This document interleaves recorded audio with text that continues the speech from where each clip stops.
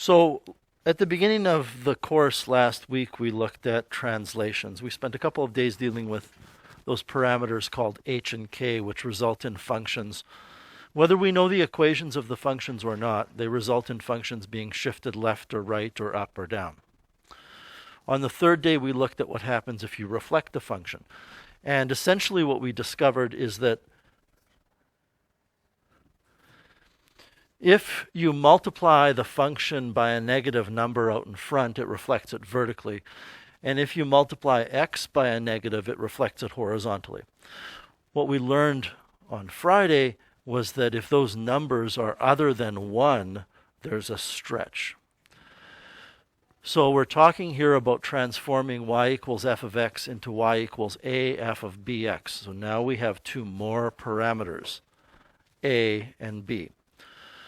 And a is responsible for a vertical stretch, and b is responsible for a horizontal stretch. However, there's a significant wrinkle here in terms of what you have to remember. And you do have to memorize some things here in this unit. Forgetting about negatives. This is why I have the absolute value signs around the letter A in this first statement.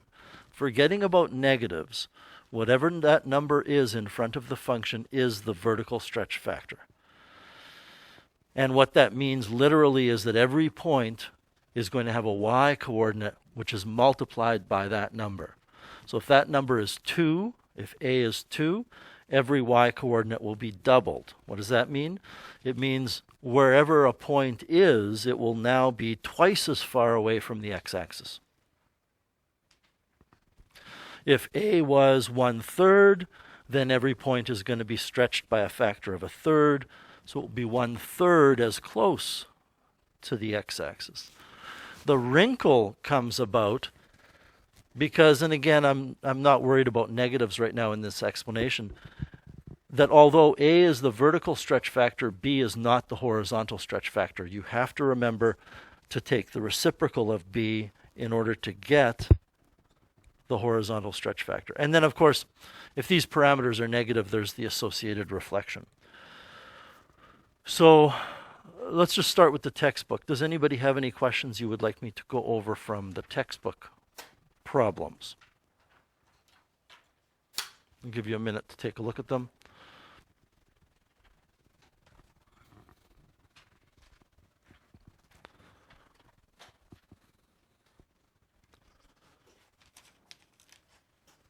Go ahead, Shizmaida.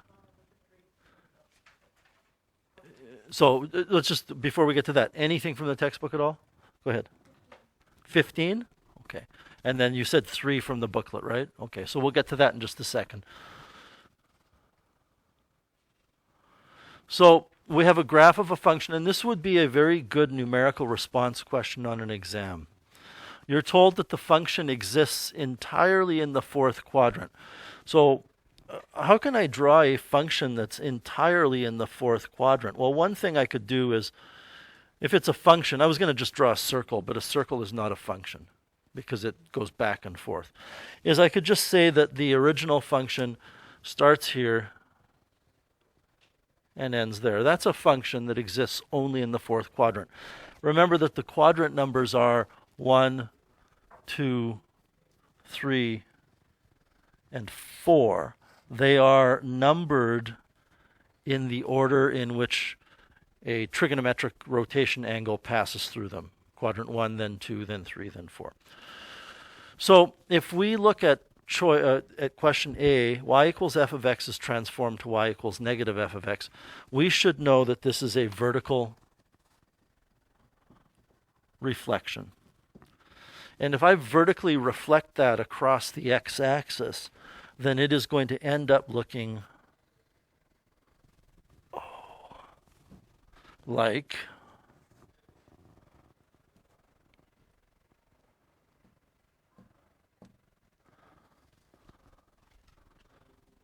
this, roughly speaking. And because it was entirely below the x-axis, reflecting it vertically will put it entirely above the x-axis. And because it was only in the domain of positive values of x, the result is it's in quadrant 1. So this would be quadrant 1.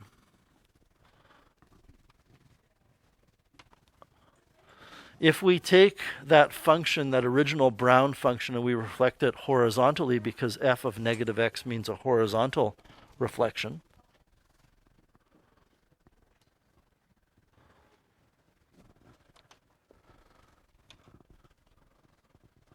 then that is going to be across the y-axis. And I will mention to everybody that some of you don't need me to show you the new function, but other people might benefit from seeing it. In fact, I'll go with a different color here for this one in a second. So it's reflected horizontally. It's going to be in this location. The colors don't matter. You understand these two green ones are different. But the end result is that it is entirely on the left-hand side of the y-axis now, and everything was below the x-axis, so that leaves us in quadrant 3.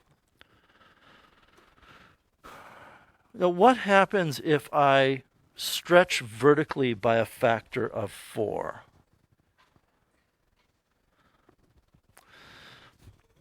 What's going to happen is every point on the Brown function, which is the original function, will now be 4 times further away from the x-axis. So this point here, I have to take this distance, and I have to multiply it by 4.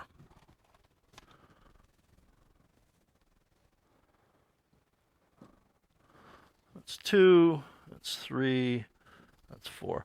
This point, if I can grab it, there it is going to be there, roughly. On the other hand, this distance needs to be multiplied by 4 as well to find out where that point is going to go. That's 2, 3. I mean, I think you get the idea, but again, I want to show this visually to people. And I'm also going to get rid of this stuff now. Good morning, David. Or Wayman, sorry. Morning. Let's get rid of that. Let's get rid of all this. So those two green points are the end points of the stretched function. And I'm not going to do a whole bunch of other points, but that general sweeping kind of curve needs to still be there. It's obviously going to be stretched out. So that's what it's going to look like, and it's entirely in quadrant 4. If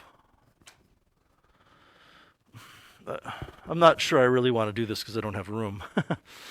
If we go to the last one, this is stretched horizontally by a factor of 4, right? Because the horizontal stretch factor is the reciprocal of the parameter b. And that means that all of these points are going to be 4 times further away. So I don't have room, but this graph is going to end up having this point be 4 times further away, this one be 4 times further away, and it's going to be stretched that way. So it will also be in quadrant 4.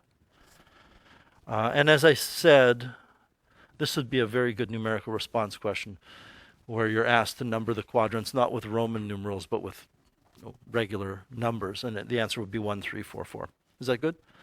Anything else from the textbook that anybody would like me to discuss or go over? Go ahead. 14?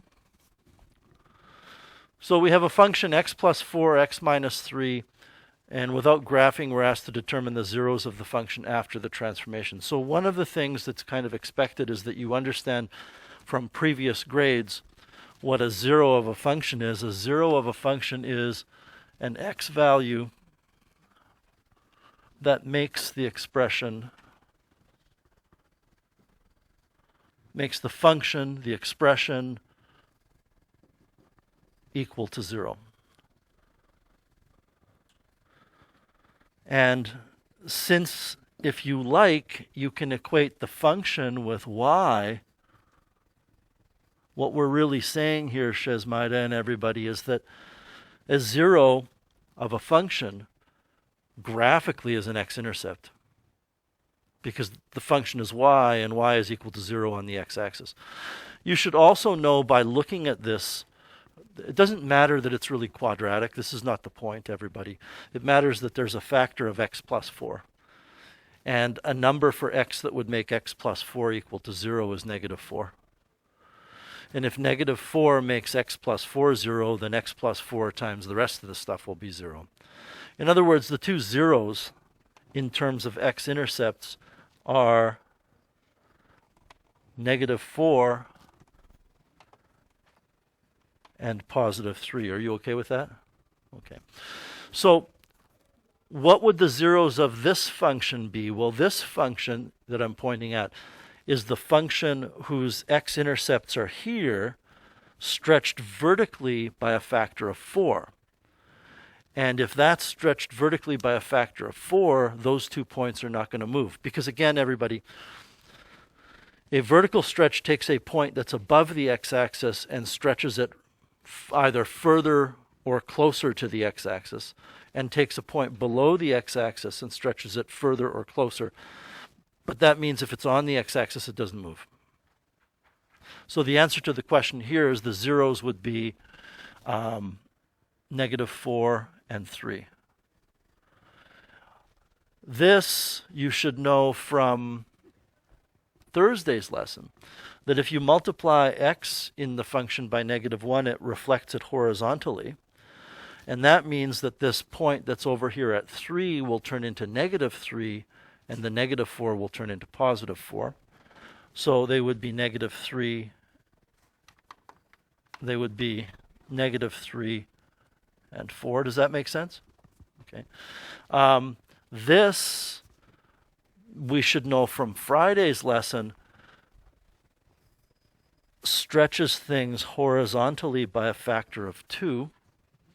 And that means that the point that's at 3 is going to be at 6. The point that's at negative 4 will be at negative 8.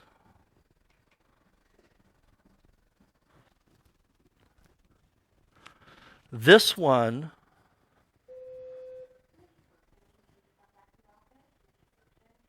stretches horizontally by a factor of a half. And again, I'm going with what we learned, which is that you take b, and the reciprocal of b ends up giving you the horizontal stretch factor.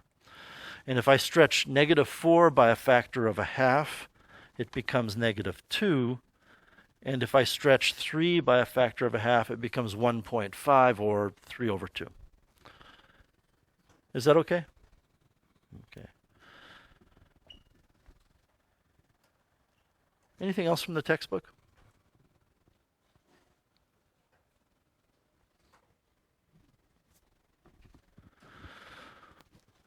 All right. I know it was only a few minutes ago, but just confirm. You said number 3? Okay. So number 3 uses this set of information. There are a total of 8 points given to you. The coordinates are, I'm not going to read through them all, but point 1 is 1, 8. Point 6 is 2, 16. And it's going to be kind of a mix and match kind of thing that we're dealing with here. You're also told that this point, 2, 8, is a point that's being transformed. So it doesn't really say that, well, I guess it does say the whole function is being transformed, but we're focusing on that individual point. Does that make sense, Shazmaida? Okay. And I would say to everybody that it's probably a good idea if you can answer this question without having to plot the point and look at it visually. Although if you need to plot the point and look at it visually, that's fine too. It's just that those concrete approaches to solving problems in this course might slow you down later. Okay. So the point, where's the point going to land when we apply this transformation to it? Well, y equals negative 2f of x does two things. It reflects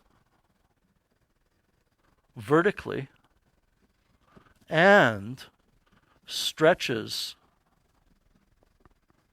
vertically by a factor of 2. So just in a very general sense here, and I'm not going to plot the point. I mean, I guess I could, but I don't feel like it.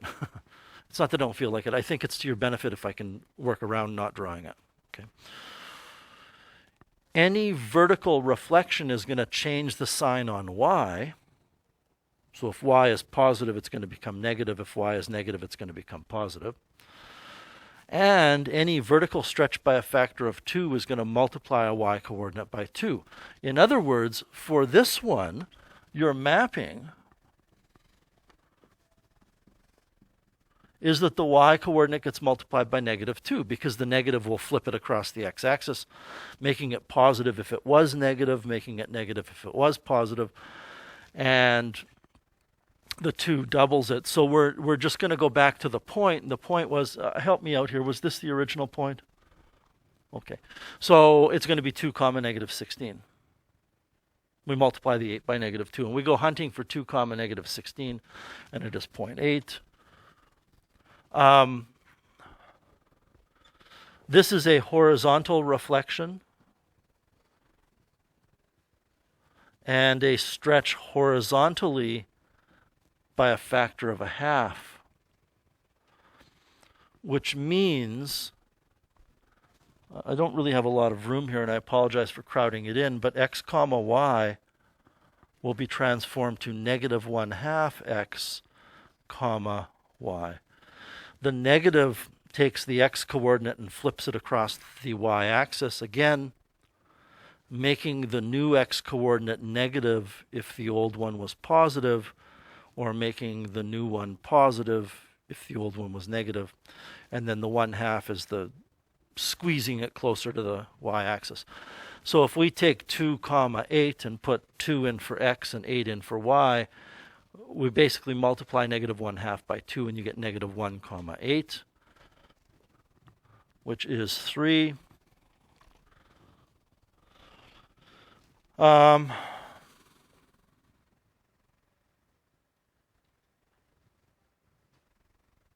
Help me out here. Is this correct, what you have for the third one, y equals 2f of x?